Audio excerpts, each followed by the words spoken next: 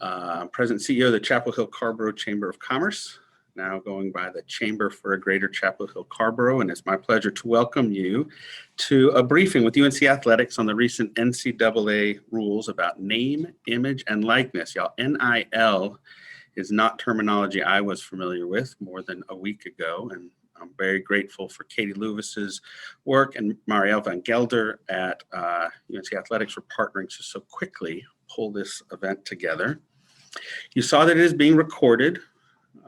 It's right now for our purposes. We expect that we might share it with a member who wasn't able to participate, who wanted to see more about it.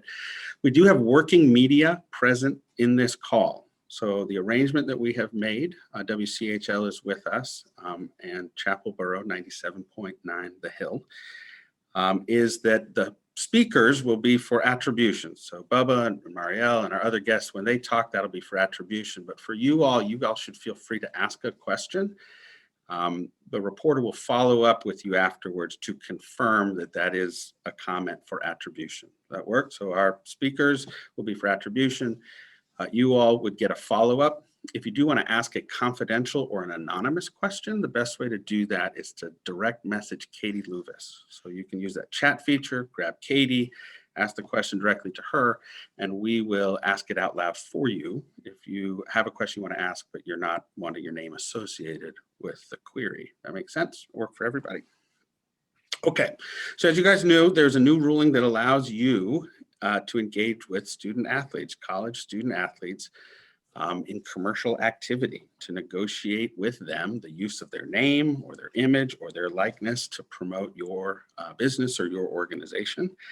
And this came into effect, y'all, just 2 weeks ago, right? On July 1st, there's not a lot of guidance that comes with it. A lot is still being determined, but the bottom line is students may now be compensated or receive discounts or coupons or food for promoting your products and services, including through television, radio ads, social media posts, personal appearances, etc.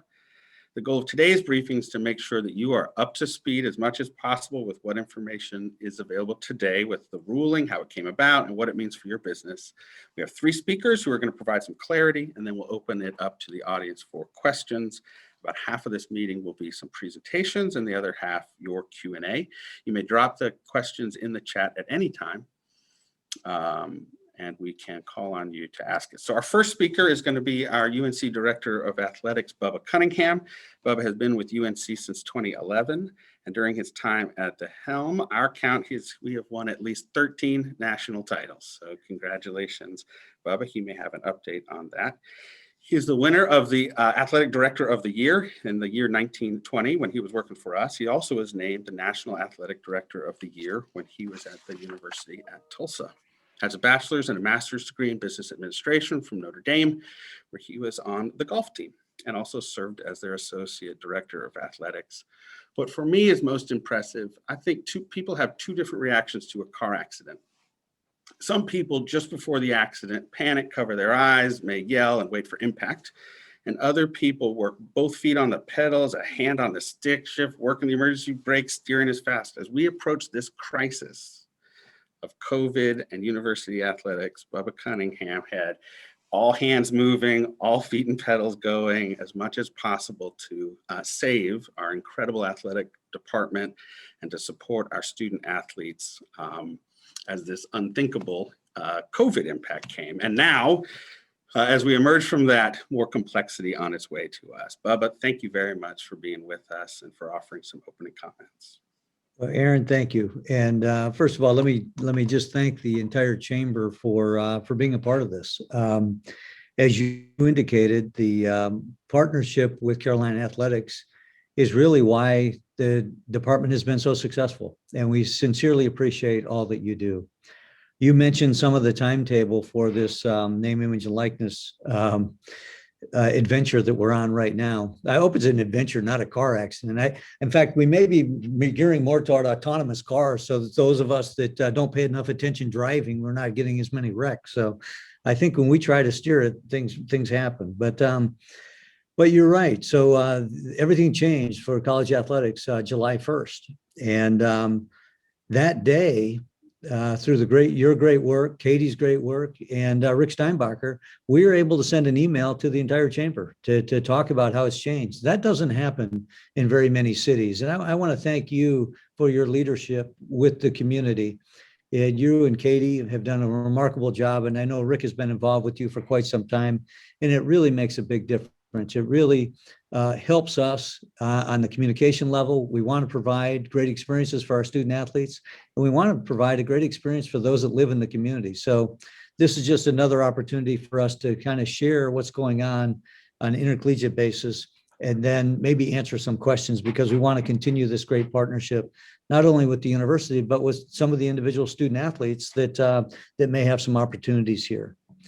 So as I've indicated, everything changed July 1. We've been talking about this probably for, 6, 8, 10 years, probably, about the ability for student athletes to monetize their name, image, and likeness. But through a variety of state laws, through a Supreme Court decision that just happened in mid-June, and then right up on June 30th, when the NCAA changed their rules relative to the ability to monetize your name, image, and likeness, we didn't know what the rules would be until June 30th. So when the switch was flipped on July 1, we've been scrambling to try to figure it out and provide the best guidance we can for our student athletes and for the community. And Marielle vanGelder and her staff have been all over this. And Marielle will speak and give you many more details, but her staff meets every day at 8:30 to talk about what is happening with NIL. They've been doing this for a couple of months to make sure that we were prepared when it happened. So the biggest thing that has changed in the last couple of weeks is we have moved from promotional activity, which is all we've been able to do, promote the game, promote the student, promote the event, to commercial activity allowed by the student athlete themselves, so they can align themselves with individual companies. And there's basically three things that are really important as we move forward. One is the students are allowed to have an agent or a group that represents them, a marketing company, to go out and find those business opportunities for them. Number two, it cannot be a pay-per-play model. So it can't be something that says the more touchdowns you score or home runs you hit, the better your deal is. It has to be something that you do the work for and you get compensated for the work. And then the third thing is it can't have anything to do with recruiting. It cannot be a recruiting inducement to entice somebody to come to Chapel Hill to participate in sport. So with that brief introduction about kind of the landscape, there's many more details that I thought Marielle is far more equipped to answer questions and provide you a little deeper background. But again, I just want to thank you for the opportunity for us to share these ideas with you. And I'll turn it over to Marielle vanGelder. Marielle, I have a brief introduction, if you don't mind. Marielle is the Associate Athletic Director for Athletics for Compliance. She's been with us since 2013, and in her role, she oversees all aspects of the department's comprehensive compliance program, including policies, procedures, rules, monitoring, auditing system, and her job got a whole lot more interesting 2 weeks ago. Previously, she held a similar role at the University of Connecticut, where she was the Associate Athletic Director. Graduate of the University of New Haven, where she competed on their women's varsity soccer team. She is also the mother of Maddie, my daughter's good friend, and it's good to have her before us today. Marielle, thank you for your quick work, and we look forward to the information. Great. Thanks, Aaron. I'm going to go ahead and share my screen here.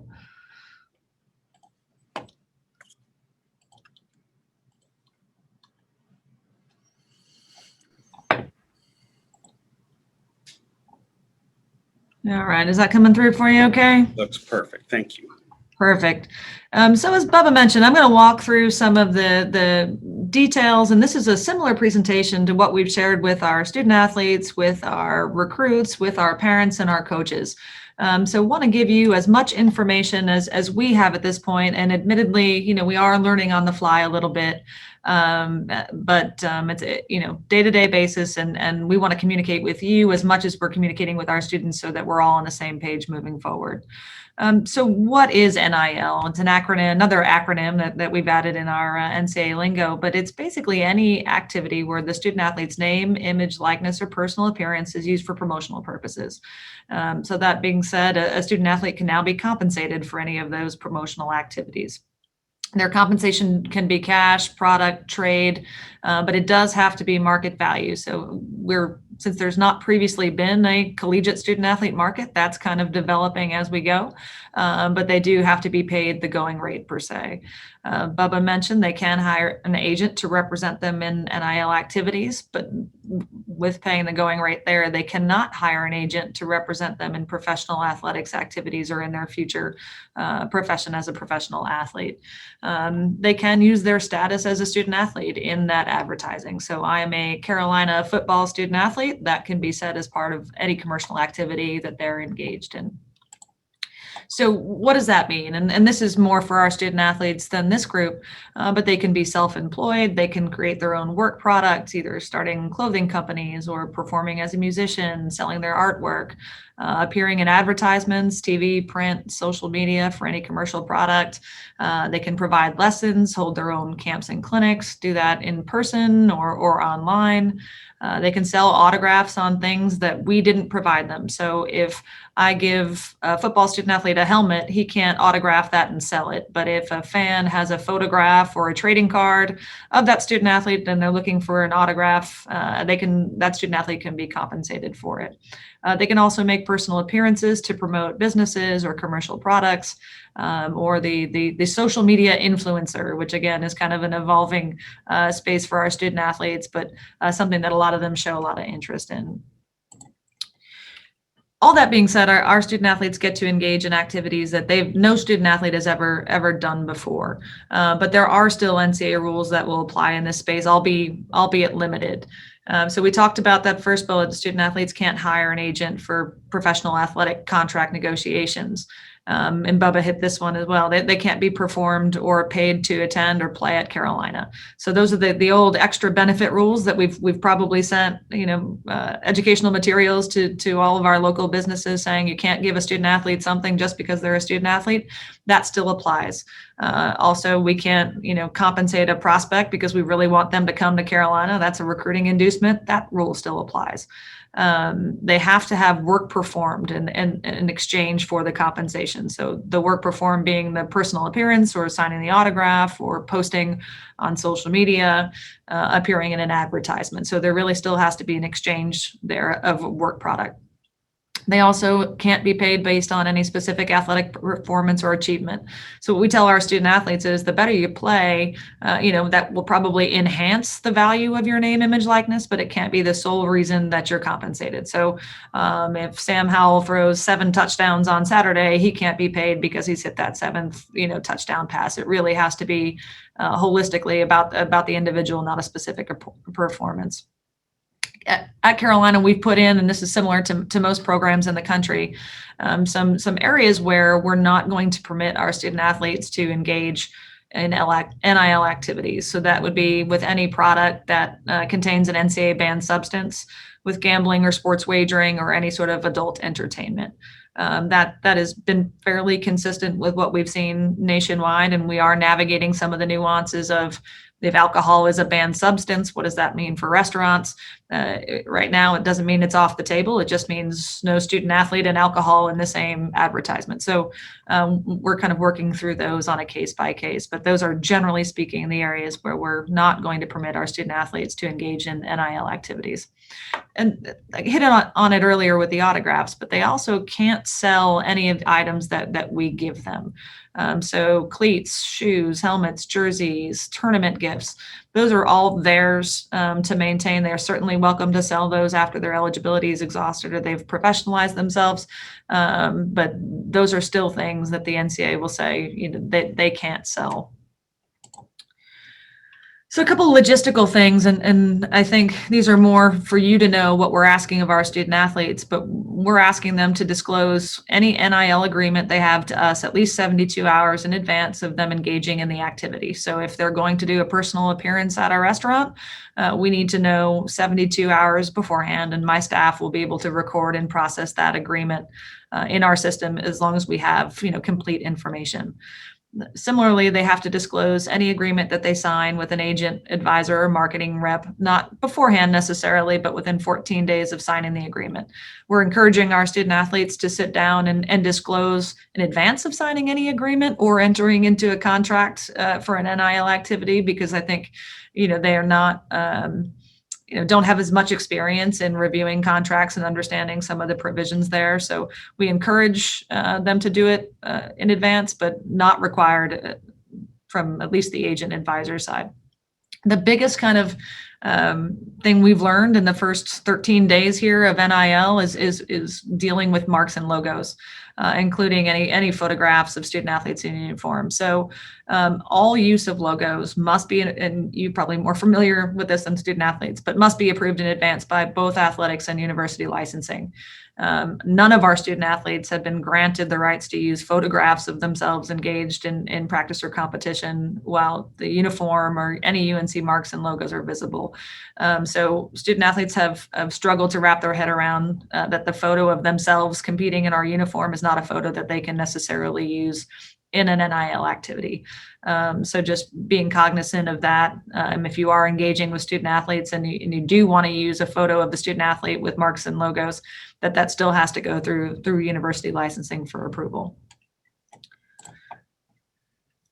Lastly, I think two more informational items. If you want to contact a student athlete, it's a question we're getting a lot. I would reach out to them directly via social media. That's probably the quickest way to get a student athlete to respond to you. UNC also has a people directory on unc.edu where you can look up student athlete email addresses if you want to contact them directly that way. If you're interested in engaging with a large group of student athletes, we've been approached by some businesses who are interested in doing something that might be an NIL deal available to all student athletes. Certainly those can come through my office and we can facilitate, contact with those, that large group or all of our student athletes. We have set up an email account just for NIL. So it's uncnil@unc.edu. Shortly, you'll see a couple social media accounts and a webpage on goheels.com that will have a lot of resources, both for businesses, student athletes, parents, anybody interested in engaging with our students in the NIL space. So that's a pretty decent summary of what we know at this point. The NCAA is still reviewing whether or not we will have a membership-wide set of NIL rules in place. Right now, it's a little bit of a state-by-state, rule system, depending on where you go to school or where you live. And they are still seeking federal guidance to make national rules. So we could see this change in the future. And if it does, we'll be certain to communicate with this group and all of our student athletes about those changes. But for right now, the biggest message I can have is ask us questions. I mean, as you're interested in getting involved in this space and you're not sure how to go about doing it, or how to reach a student athlete or what opportunities might be out there, I'd really highly encourage you to contact us at the email address on the screen, and we can point you in the right direction and get you the information that you need. Marielle, that is super helpful. And I'm going to come back to you with some more questions. And in just a second, I'm going to introduce Matt Laczkowski, who is on the agent side and can talk to us about the role that they're going to play. But two questions. One is, if the athlete, let's say the restaurant hires the athlete to show up, and the athlete shows up wearing a logo, are they in trouble for selling it to them? Or is the business in trouble for buying it? Or is it both? Yeah, that's a tough one. We've kind of wrapped our head around it. It's going to be very difficult for us to regulate the clothing that a student athlete wears to an event. So if they show up to sign autographs and they're wearing a Carolina jersey, that's going to be something that's really difficult for us. I think the bigger thing is if that restaurant or that business is going to promote the student athlete's attendance, that they're not doing that with marks and logos of Carolina on there, unless it's been approved by university licensing. So it's a little bit of chicken and egg game. But I would say that the burden on the student is on the student athlete. If they're wearing the gear, I don't know that that's something that we're necessarily going to pursue, but we would be, I know licensing would be interested in reviewing any activity where the business itself would be using a photograph of that student athlete in uniform then to advertise or promote their appearance. I will let folks follow up with any more detailed question, but as a pivot over to Matt, I imagine that agents are going to be, or representatives will be contacting the business. Is there a way to verify that who they say they represent is really who they represent, rather than they say, hey, do a deal with me and I can get you the quarterback? They don't yet have the quarterback. Is there a way to, how should the business verify that the salesperson really does represent who they say they do? Yeah, I would suggest you get in contact with that student athlete. If you contact us directly about a student athlete or an agent that you've heard from, we can certainly help verify that for you with the student athlete. The inquiries we've seen come in to date that have been pushed to student athletes, generally speaking, if we know they have an agent, we'll point you towards that agent to then have the conversation. But we can assist in making sure that if that individual is reaching out, that they do in fact, have an agreement with the student athlete, and it's not somebody who's trying to serve as a middleman between the two. Must they have a written or signed agreement for someone to represent them? Not necessarily. We're encouraging it, but not necessarily. You could see, a parent or a sibling kind of acting in that space. I wouldn't be surprised to see other students or other student athletes potentially get into that space. So, but we do, in order to represent a student athlete in the state of North Carolina, they still need to be a registered agent with the state of North Carolina. So there are some other layers there, but we're more than happy to help vet whether or not the relationship is legitimate, to help you kind of make sure you're aligned with the right people and actually a representative of the student. Marielle and Bubba, we're going to come back around to you guys, but let me introduce Matt Laczkowski of Tandem Sports and Entertainment. They are a full-service sports and entertainment agency with experience in athlete management, talent representation, marketing, communications, and we've invited him. He's got good Carolina experience. His clients include professional athletes, broadcast folks, coaches, and spent some time playing basketball at Carolina, if I understand that correctly. And so he has this experience as an attorney, as a former UNC basketball player, negotiating these contracts. And we're so grateful that he is a member of our Chamber of Commerce and can provide a little agent's perspective and advice that he might have for local employers. Matt, thanks for being with us. No, thank you for having me. And I always have to clarify that play is a very strong word as it relates to my time at Carolina. If you lined up Michael Jordan to the worst player that ever wore a Carolina uniform, I'm that guy. So I was just very fortunate to be there. And honestly, being on this with Bubba and Art Chansky is kind of geeking me out as a former walk-on. So thanks for having me. I'll probably leave most of what I have to say in response to questions, because I'll also start by saying that my interest in this, or the reason I reached out to Katie years ago about this, is kind of antithetical to the individual athlete representation that I do in my day job. To me, the real opportunity here, I know a lot of the fears are that, again, Sam Howell was mentioned, that Sam Howell will sign big deals and the other hundreds of student athletes will be left kind of where they've been for years. To me, when I got to Carolina, right, the women's soccer team was probably actually the best team, on campus, 16 out of 19 national championships. Women's field hockey right now is on a heck of a roll, and Erin Matson is, a beast.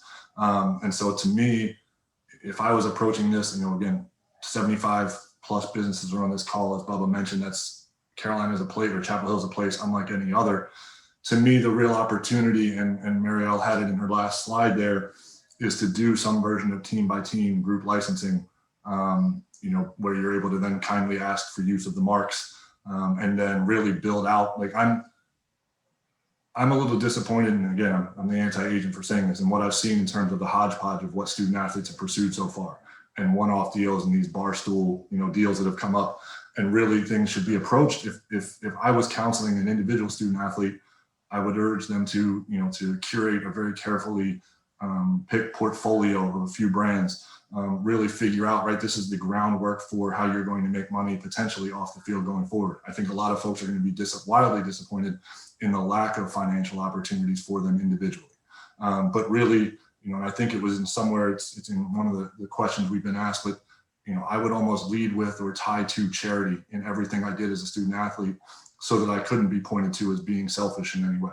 I think taking a look at some of the folks on this call, if I'm doing this from a perspective, I'm going to go say, all right, I've got Kara from women's lacrosse, and I'm going to go get Bold Construction and Mama Dips or Chapel Hill Restaurant and Johnny T-shirts, and say, all right, we're going to figure out a way to, rather than having one person go out and create a T-shirt that's going to sell 5 shirts, we're going to go put something together where there's a ticket section, for the foundation from Bold, where the girls are going to be, do a shift maybe at 411, right, with a portion of the proceeds going to them to be split as the team, as a group, between whatever that would be, 40 players, right, with a piece going to,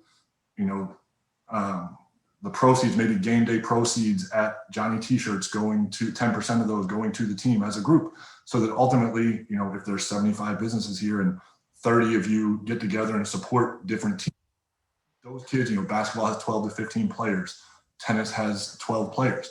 If you do something with small groups like that, you're going to end up impacting these kids in a real positive way.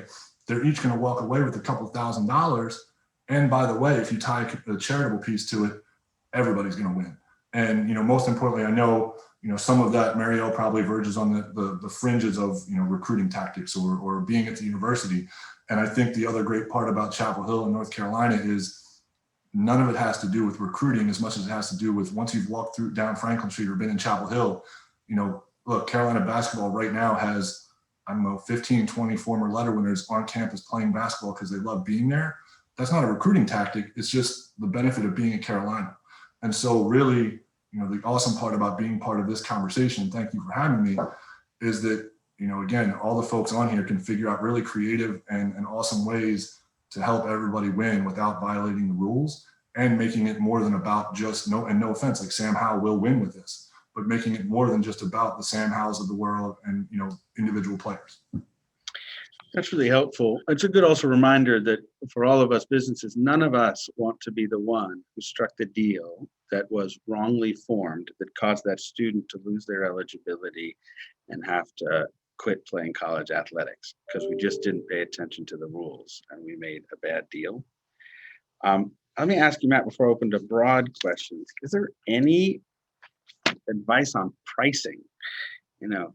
Is there anything that is early on being talked about or that you are seeing that some restaurant is paying an athlete with 10,000 followers $50 a tweet or $500 a tweet or whatever? And any pricing? Yeah, so I think I saw influencer as part of the launch deck. And so those folks speak very well to being able to, put ratings or put rates on number of social followers, things like that. Again, the idea of where, in some of this, influencers as athletes will win bigger than athletes as influencers or athletes as pitch people. And so really the answer is, from the business perspective, as little as you can give without not getting the athlete. From the athlete's perspective, if they have an agent or a marketing person in place, they're going to try to command as much as they can. The interesting part to me about the social post, right, and based on followers is, in some ways, it doesn't matter for a local business, right? The local business is more about that actual local community than it is the million followers they have elsewhere. But I think it's, again, there are, I know Casey Schwab. I'm not sure exactly what Altius's, playbook is for the student athletes versus, kind of equipping the athletic departments. But I think that to the extent that there is launch and there are resources like that, it sounds to me like, the athletic department is open to playing nice with the businesses too. There are resources to really put numbers on those. But the reality to me would be, especially for a small business, something that's caps out at a small 100, starts with a 1, but most likely is less than that per post. Interesting. Katie, a reminder to everybody, you can post in the chat your question. But if you don't want to be affiliated with your question or want to ask it anonymously, you can direct message it to Katie Lewis. We go to Katie now. And Jensen, if you'd unspotlight us and we just look at each other in a gallery view. Perfect. Katie Lewis, what questions have you seen so far? Okay, thanks, Aaron. Well, there's several questions that have come in. I would say that there's 3 themes that are surfacing. One has to do with the mark and the process with getting the approval on the mark. What is considered the mark? Is it just Carolina Blue or the Argyle or the logo? So that's thing 1. The second thing has to do with governance. And there's some questions that have come in about, if the students have to register into this system with the university, what the deal is, or notify, like what happens if they don't? what are the consequences? What are the governance systems that are emerging to be in place for this?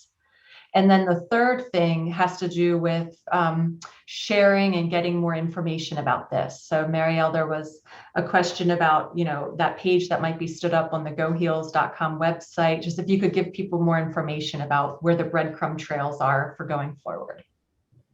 Sure. So logo, governance, and more info. Well, and marks and logos is not my area, but I'll give you the best shot. So there's a gentleman named Derek Lockbaum who runs our university licensing program, and we can certainly share the link to the licensing page that gives you information about how to request use of marks and logos. But that would be the formal process by which an individual would make that request. So it does pass through athletics so that we see who is asking, but ultimately they are the entity that makes the decision. And somebody shared it already, so that's great. That's the link I was talking about. Marks and logos would literally be anything: the Interlock NC, Ramsey's, the Targyle, the Old Well, things that aren't even athletics marks. All of that would need to be pre-approved. The colors, ironically, are not necessarily. So a Carolina blue jersey with a dark blue trim is going to be something that a student athlete could wear in a photograph or an entity, for a commercial activity. They can't have Carolina across the jersey. They can't have an Interlock NC on there, but there are some ways to have it as close to a Carolina jersey, and Matt can probably speak to how this is done at the professional level, but 2 colors is kind of what we've given our kids okay, as long as there's no logos or identifying university marks in the background.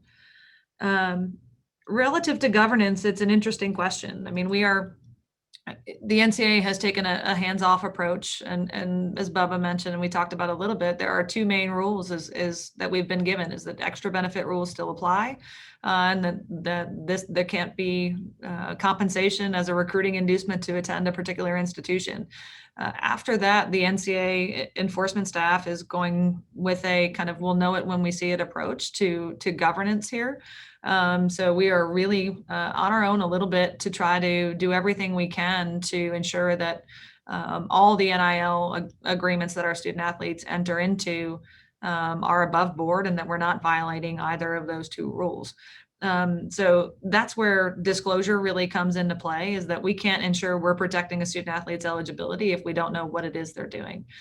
So it is the disclosure process right now, and this is coming from a compliance person, right, who've dealt in really concrete rules, my entire career. It's the first time where we don't really have a heck of a lot of rules. You don't violate the 2 things that we said, you're probably going to be okay. So it's really trying to get student athletes to talk, to let us help provide them the resources to understand the agreements. To Matt's point, we've seen a lot of things right out of the gate that, if it was my child engaging in the activity, I may not have said, that doesn't seem like a good idea, but that our student athletes are learning on the fly. And we want to make sure that we're a resource for them in that space. And so disclosure is more about pointing them in the right direction to get information, to make sure we don't have any NCAA violations associated with the NIL agreement. And then as we move forward to potential federal intervention or an NCAA-wide rule, we want student athletes to be used to going through a process of disclosure. So it's a little bit of a non-answer, but that's kind of the system that we've set up to help best educate our student athletes and make sure that we're protecting them on the 2 rules that we know will apply now and in the future. Information I'm happy to share when we get the website up and running, but it will be a link on goheels.com, and it'll likely be entitled NIL or NIL resources. We'll try to tie it to the launch page. So launch, if you're not aware, didn't see the press release, it's a combination of services that we're bringing together for student athletes to make sure they have the information, education, resources they need to engage, whether that's tax advice and how they learn about taxes or intellectual property or contracts, running your own camps and clinics. We're trying to pull all that together in one space and Influencer is more about personal branding and how to elevate their platform. Compass, which is a CLC product, is where we're doing disclosure in education. So we're really trying to make a kind of a clearinghouse of information for all interested parties to learn more, connect with athletes, and then resources for athletes and their families moving forward. Marielle, can I follow up on some of that? So if an athlete reports their deal to you, are you keeping that deal, though, confidential from other athletes? Can a business expect that if they're going to pay so-and-so $500 for it, that's a private deal between the two of them, or is it going to be public information that they paid so-and-so $500 for it? Sure, good question. And it was actually one that we had relative to our status as a public institution and public record law. It will remain private between the student athlete and the compliance staff. That information at this point is not being shared with the NCAA, and it wouldn't be subject to FOIA law. Because it is a personal business dealing of the student, that information would not become public. We may do some reporting in aggregate across sports and students in different kind of NIL areas over time, once we have enough information to develop kind of what market value really looks like in a lot of these spaces. But no, that it would be an expectation, and we're ensuring privacy between the student, and we're not sharing any information with the coaching staff about amounts earned by students. I mean, that's really staying in-house completely unless the student chooses to disclose that information to an outside individual. Since you mentioned the coach, it's also a good reminder, it's not appropriate, as I understand it, for someone to try to negotiate with the coach for the student's price. They should not contact anybody else other than the student or their agent to work on pricing. Is that correct? That's correct. I mean, if the student we're providing some guidance. If a student presents us with an agreement and asks some questions about the language, things that they should look out for, but any decision to enter into an agreement is the students and the students alone. Matt, you can probably speak to this, but my experience so far with limited amount of student athletes who do have representation, that person who is representing the student athlete will be the one communicating about cost or pricing. Matt, I think the one, sorry, it's come up twice now, because I think the one thing that, again, I kind of take a lot of pride in doing this, or our agency takes a lot of pride in doing this a little differently. But a lot of our competitors, I think you will get approached by, there will be people who will operate in the middle between you and the athletes, trying to say they're representing both sides and creating deals. There will be somebody that will go to, your athletes are going to be getting unsolicited emails or texts, or I guess I'm not on Instagram or whatever, but they'll slide into their DMs, I think they call it, and basically say, hey, I've got this deal with whoever, if you let me do it. And then, they try to say, well, now I've got this athlete. Then they go to the other side and say, hey, I've got this athlete, let's do this deal. And it's a nefarious way to do business, and it's underhanded, but that's how some people operate. But hopefully, again, I think that the great news here is that people seem to be leaning towards Marielle and her folks to really make sure that this is done right? Like, to a point that was made earlier, if I was doing this in another setting, I might say the great part about the NCAA waiting until the 11th hour, or like 11:59 on the clock, is that this is a situation where you can ask for forgiveness instead of permission.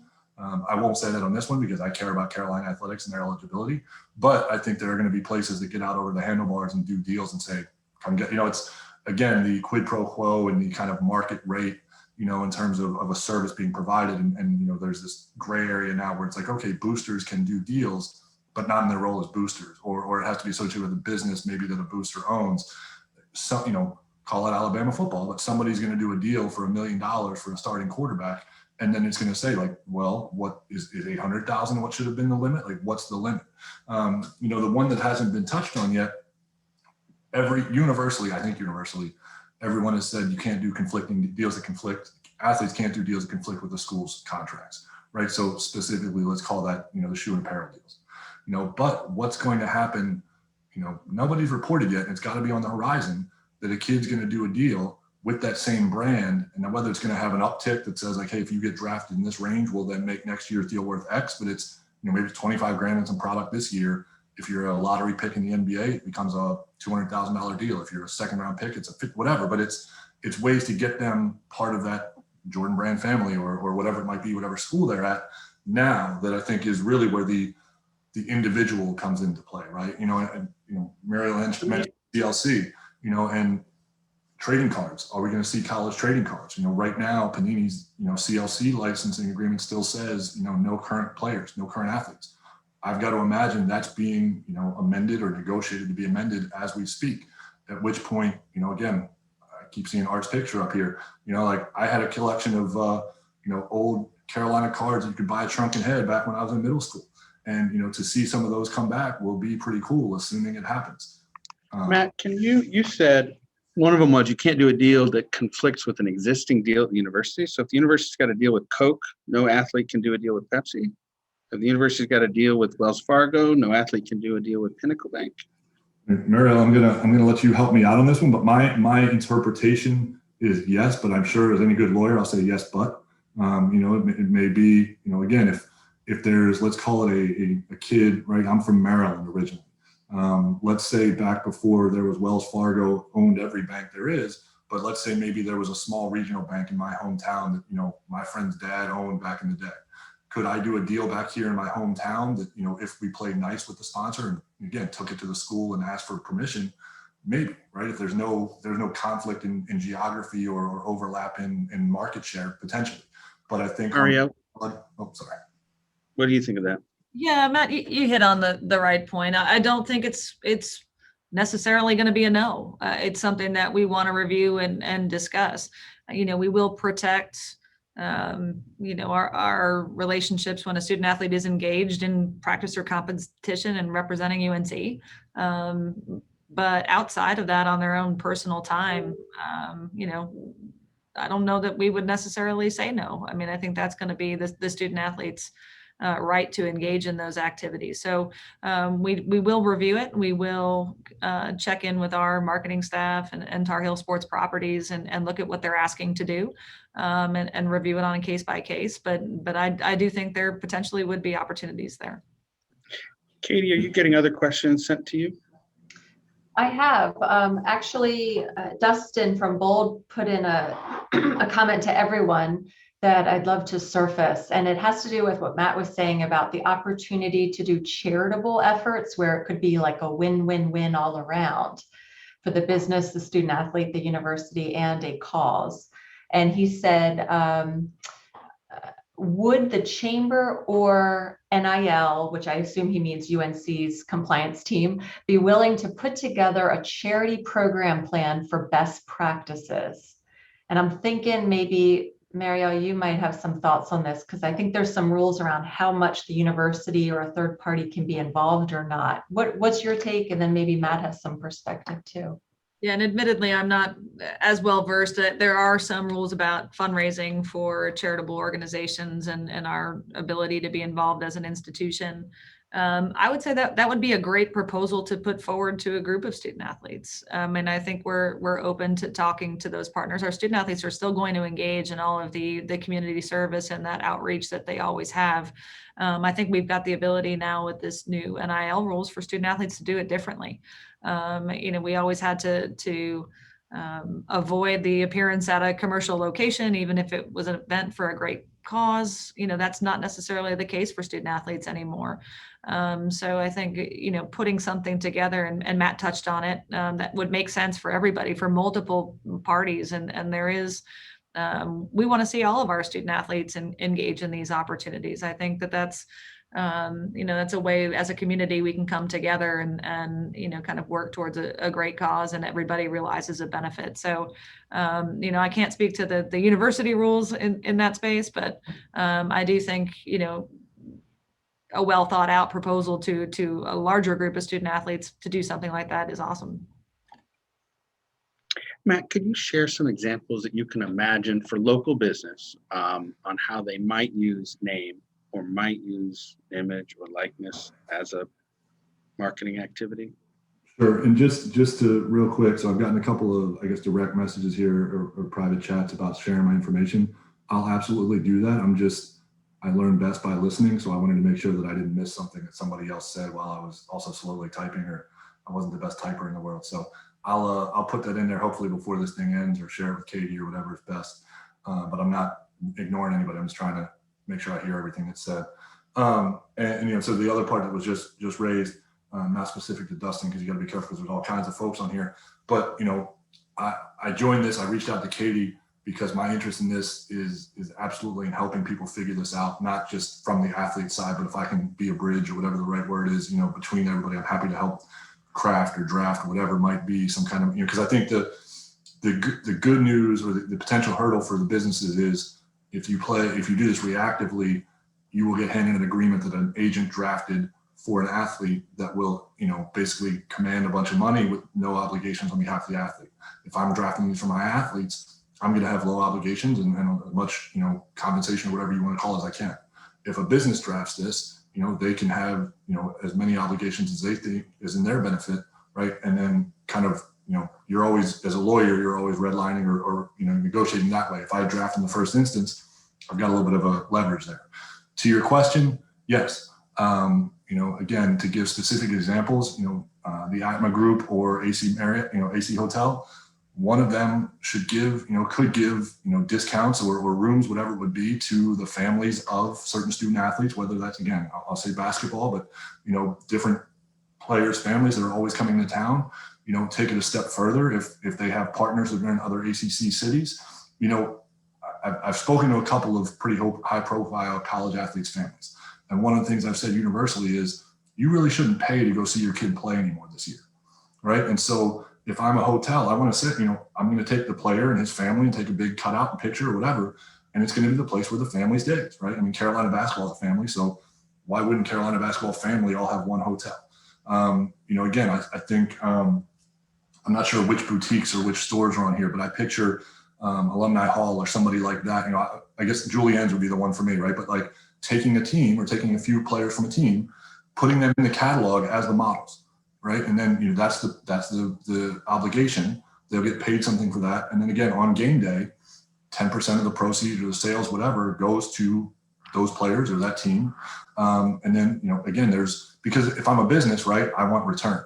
I think I saw at the University of Georgia, there's, a couple of alumni of a clothing company that have done a deal with some football players, right? They're kind of paying it back, right? There's walk-ons in Baton Rouge. It's a restaurant that's doing deals with football players because it was started by former football walk-ons.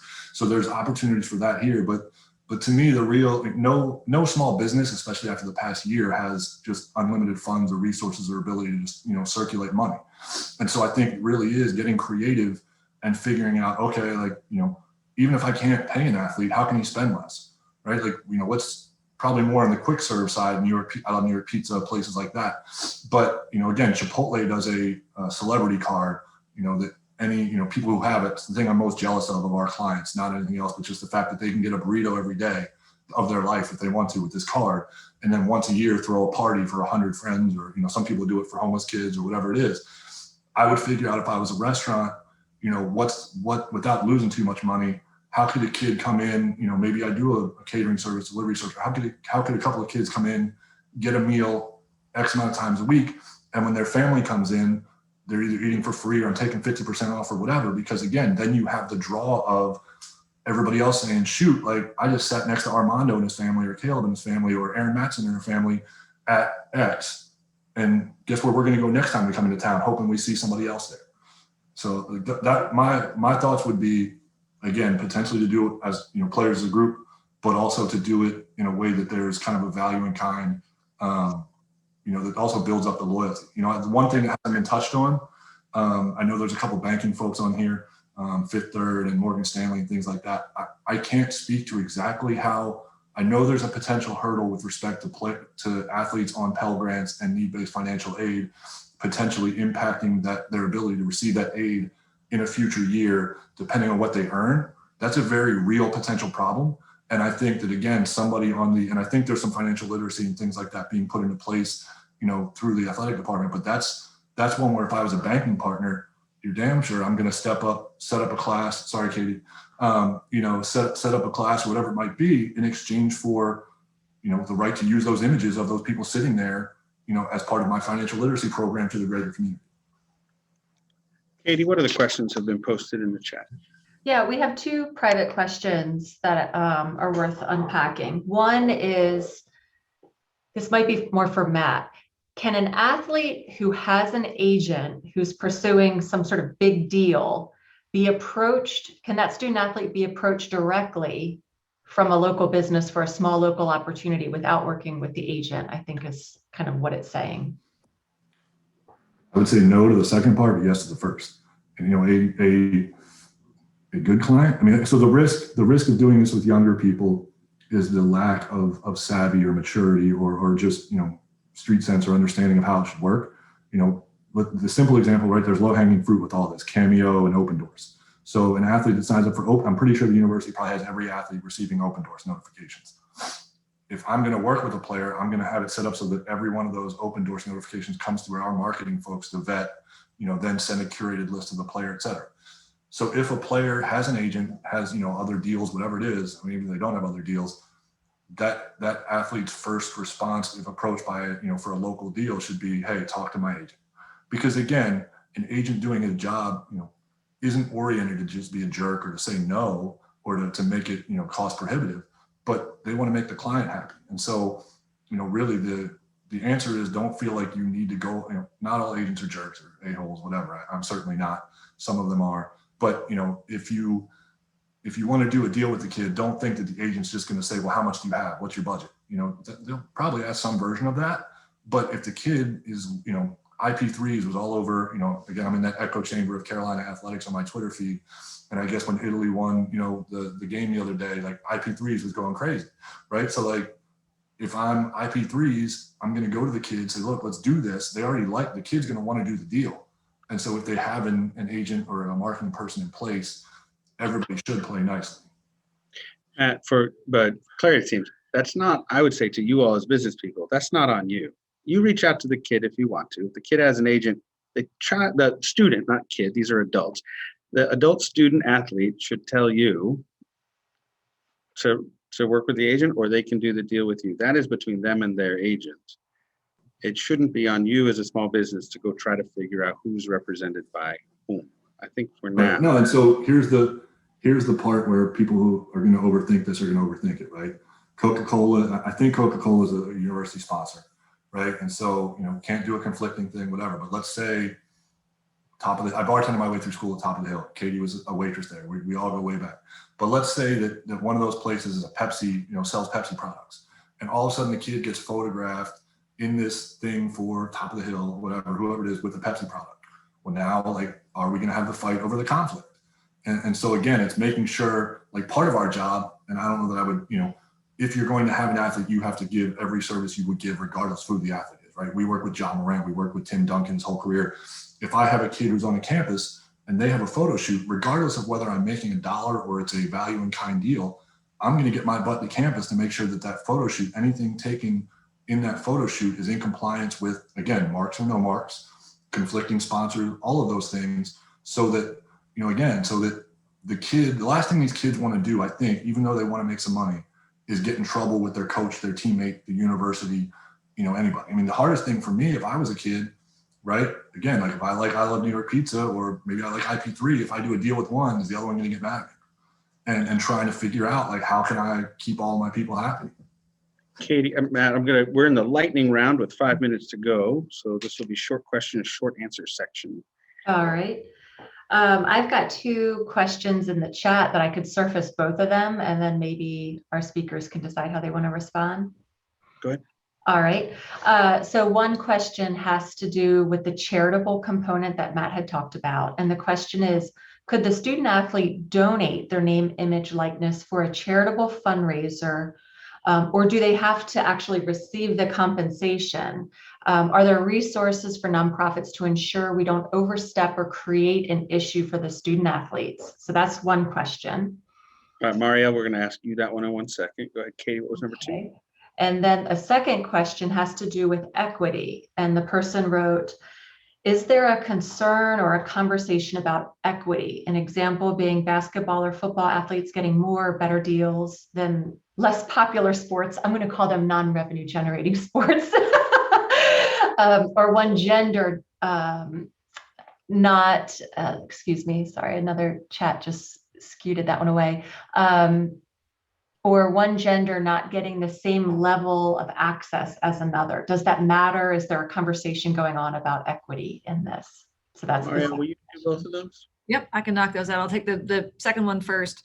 We are a state institution. We have to abide by Title IX. So all of the services that we provide will be equitable, and all of our student athletes, regardless of team or gender, will have access to the same level of service. So whether that's use of influencer, all the educational programming, the same access to my staff who's kind of serving to facilitate resource provision for student athletes, that will be all equitable. Any compensation will be driven by the market. That's outside of the institution, and that's something that we obviously can't ensure. That being said, I think we would like to see, to Matt's point, and Bubba's been very vocal about this through the discussion about NIL, but some sort of group licensing program where all student athletes benefit. I think that's something that we believe in. It's the right thing. It allows all student athletes potentially access to opportunities. But we're not quite there yet. But it's something that certainly I think we'd be interested in pursuing. Before you go back to number one, I will say I think the other interesting piece that I've seen is that something like eight out of the 10 highest, social media presence or, valued college athletes are women. So, again, this is creating hopefully more positive opportunities there too. That is helpful. Thanks, Matt. Marielle, to the first, do they need to pay the athlete and have the athlete donate to charity, or can the athlete donate their NIL to a charity? Either one. I'd say that's really the best setup for you, whether the personal appearance is charitable and then any proceeds you raise would then be donated, as long as the athlete is comfortable with that, that's fine. Or the athlete could make a decision to donate any proceeds from a particular event that they're earning in compensation to a charitable organization. So I think either would be fine. Previously, we were just limited on a commercial entity as a co-sponsor of a charitable event. And when those marks and logos of the commercial entity and the student athlete's image were mixed, we ran into some trouble with the way the NCAA rules were written. Now that they've got ultimate flexibility in that space for a student athlete to engage in those activities and have it be for a charitable purpose with their name, image, and a business all in the same place. Excellent. That is going to take us to the end of our time. Matt and Marielle, if you would both put your contact information in the chat if you are able to do that. I want to say a special thank you to Marielle and Katie for working so closely together to organize this and moving so quickly to get you all this information. Thank you, Jensen, on Team Chamber, for staffing today's pull together Zoom. Matt, Laczkowski, super helpful and good to know that both the agent can represent the business as well as the athlete, and that you and others are available for advice there. Y'all, our job at the Chamber is to help you all get access to timely information so you can make good business decisions. One of our key customer promises, and we're grateful to have been able to organize this for you guys today. We are here to serve you as your staff and volunteer board of director members that are also on this call. If there's anything you need from us, please reach out. We're happy to help you on this or any other subject. A few announcements. Our women's networking event is at the Rizzo Center in person, y'all, on July 20th. We also have our first in-person business after hours coming up on the Green in Southern Village on July 27th. We also have a forum coming up on workforce development and helping you guys sort of manage this talent pipeline of training and retaining and recruiting employees to your organization in this time that's been very difficult to find employees. You can find all of that on our website at carolinachamber.org. That brings us to the end. Thank you again, Katie Luvis, for helping organize today's event. And with that, we are adjourned. Thanks, y'all.